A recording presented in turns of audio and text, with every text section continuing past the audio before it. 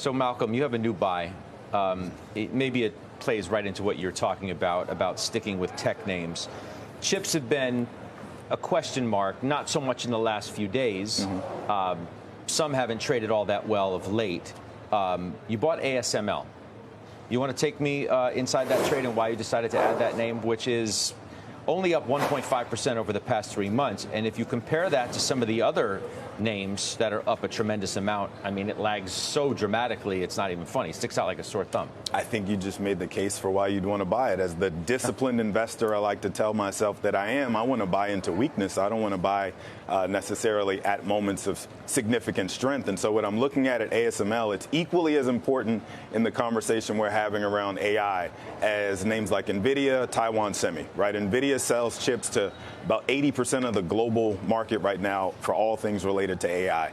Taiwan Semi is their biggest customer, and Taiwan Semi is dependent on ASML. So ASML has had a China problem for some time. They've been talking about it on earnings calls, but they've got a 50+% profit margin over that same period. And I think we're at a place now where we can start to look at them turning the corner, because the AI conversation has shifted now from being on laptops and PCs to now going mobile. Well, what does that mean? It means they're going to need to refresh that equipment, they being the actual foundries that are making these chips. They're going to need to refresh the equipment, buy new equipment that they use to get smaller and smaller nanometer chips into their sets.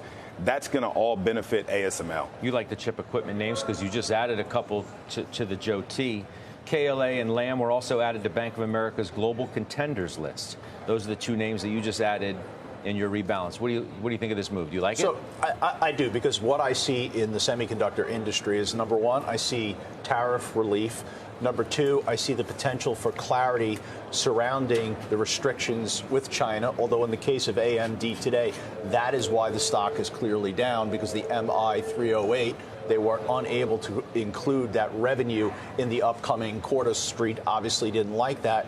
But you're talking about an industry where you're not going to get the type of earnings growth that's being exhibited anywhere else. You're talking about 30% earnings growth from the semis, and the semis once again are coming back. I think ASML will participate. I know Steve has a Taiwan Semi, which has done remarkably well, and at some point here, as we move through the third quarter, you're going to hear from Broadcom, which has been the sleeping giant amongst all these semiconductor names. So I think the momentum is building for semis, and I think that'll continue through the remainder of the year. All right.